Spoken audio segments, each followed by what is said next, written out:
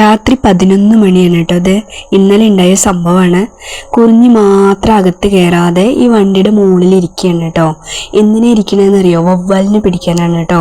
രാത്രി ഇതിനെ വവ്വാല് പറഞ്ഞു പോകും. അപ്പം വവ്വാലിനെ പിടിച്ചിട്ട് കൊന്നിട്ടിടുന്ന ഒരു സ്വഭാവം ഇവർക്ക് ഉണ്ട് കേട്ടോ. അപ്പം എല്ലാവരും ഉറക്കായിട്ടുണ്ട്. അപ്പം ഞാനിവിടെ ഇങ്ങനെ കുറിഞ്ഞി വിളിക്കുന്ന കേട്ടിട്ടൊക്കെ നമ്മുടെ ബബിൾക്കുട്ടനും പീക്കിരിക്കുട്ടനൊക്കെ എണീറ്റിട്ടിരിക്കുന്നുണ്ട് കേട്ടോ. എന്താ സംഭവം? എന്തെങ്കിലും കാറ്റ് ഫുഡോ മീനോ എന്തെങ്കിലുമൊക്കെ ഞാനിപ്പോൾ ഈ അർദ്ധരാത്രി കൊടുക്കുന്നുണ്ട് എന്ന് പറഞ്ഞിട്ട് കണ്ടോ, എല്ലാവരും ഉണർന്നിരിക്കണം കേട്ടോ. എന്തിനാണ് ഇപ്പം ഞാൻ ഇങ്ങനെ കുറിഞ്ഞി വിളിക്കണേന്ന് പറഞ്ഞിട്ടാണ് കേട്ടോ.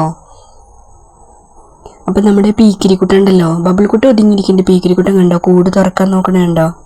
അപ്പം പീക്കിരിക്കുട്ടൻ്റെ വിചാരം ഞാൻ ഇപ്പോൾ കുറിഞ്ഞി വിളിക്കണത് മീൻ കൊടുക്കാനാണ് എന്നാണ് കേട്ടോ. നല്ല രസം നോക്കി കൈയിട്ടിട്ട് പതിയെ തുറക്കാൻ നോക്കുന്നുണ്ട് കേട്ടോ. എന്നോട് തുറന്നു തരാൻ പറയാണ്.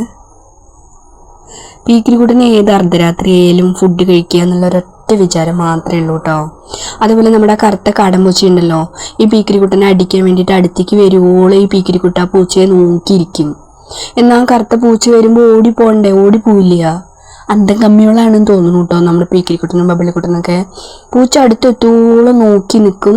എന്നിട്ട് പൂച്ച അങ്ങോട്ട് ഉപദ്രവിച്ച് കഴിഞ്ഞാൽ ഉറക്കെ അങ്ങോട്ട് കരയും കേട്ടോ. എന്നിട്ട് നമ്മൾ പോയിട്ട് രക്ഷിക്കണം.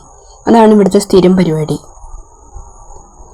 അപ്പോൾ തുറക്കണമൊന്നുമില്ല എന്ന് കണ്ടപ്പോൾ പിന്നെ മിണ്ടാതിരുന്നു കേട്ടോ. കണ്ടോ കുറിഞ്ഞി ചന്ദ്രൻ്റെ താഴെ ഇരിക്കുന്നുണ്ടോ. അപ്പോൾ ബാബുവേട്ടൻ മീമിയൊക്കെ തരാമെന്ന് പറഞ്ഞിട്ട് വിളിക്കുകയാണ് കേട്ടോ. അന്ന് നമുക്കും ഉറങ്ങണ്ടേ. ഇതിനിവിടെ ഇങ്ങനെ ഇരുത്തിയിട്ട് പോയിട്ട് കിടന്നാൽ നമുക്കും സമാധാനം കിട്ടില്ല. കാരണം കറുത്ത പൂച്ച വന്ന് തല്ലും. അപ്പോൾ ബാബുവേട്ടൻ ഒന്നും ഉറങ്ങിയിട്ടാണ് കേട്ടോ എണീറ്റ് വന്നിട്ട് വിളിക്കണത്. അപ്പോൾ ഇതാ മീമി തരാന്ന് പറഞ്ഞപ്പോൾ ഇറങ്ങി വന്നിരിക്കുകയാണ് കേട്ടോ. അപ്പോൾ ഈ രാത്രി 11 മണിക്ക് ഞാൻ മീൻ കൊടുക്കണം എന്നാണ് പറയണത്. ഭാഗ്യം ഉള്ളിൽ കയറി കേട്ടോ.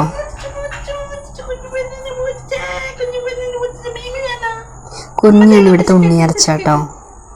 ആരെയും കൂസാക്കില്ല. അപ്പോൾ നമ്മുടെ ബൊമ്മിമ്മയും ചമ്പിക്കുട്ടിയൊക്കെ വർക്കേരിയയിൽ കിടന്നുറങ്ങുന്നുണ്ട് കേട്ടോ.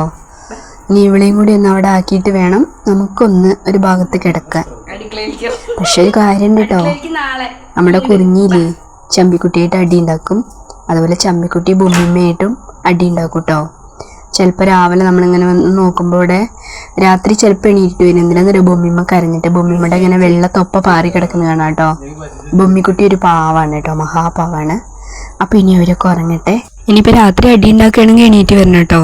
എന്തായാലും പോയി കിടക്കട്ടെ. അപ്പോൾ ഗുഡ് നൈറ്റ്.